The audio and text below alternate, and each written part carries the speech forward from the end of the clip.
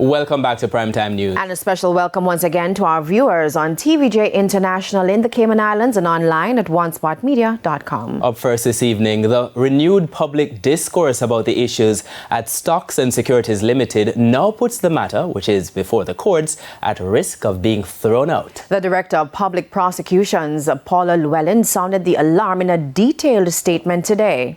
Ramarda Lyons reports.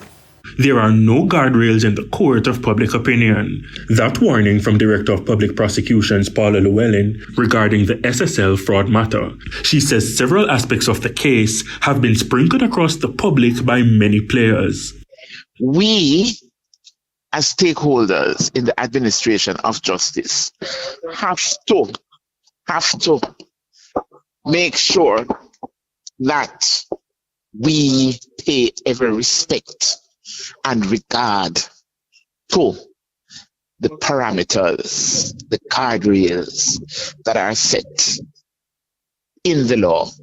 The matter is set to return to the Criminal Case Management Court in the Home Circuit Court on March 20 to facilitate the settling of issues, including the mode of trial, whether by jury or judge alone, and the date of trial. But given what she described as excessive public discourse, all of that can be jeopardized. It may have an unintended consequence to undermine not only the trial of Miss Panton as it relates to fairness to her in the process.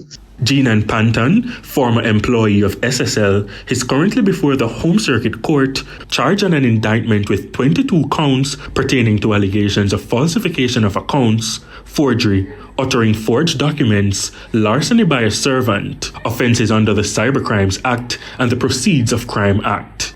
But Ms. Llewellyn says there's more at stake. It may undermine the ongoing investigations into different aspects of the matter that I'm aware has been continuing.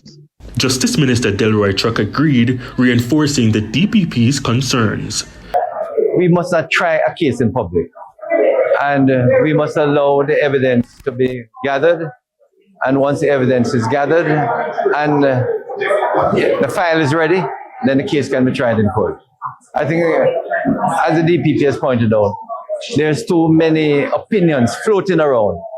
And if you ask me, a fair amount of it is mischievous. Mr. Chuck says especially where political players are weaponizing the case. I don't want to get into the political nuances.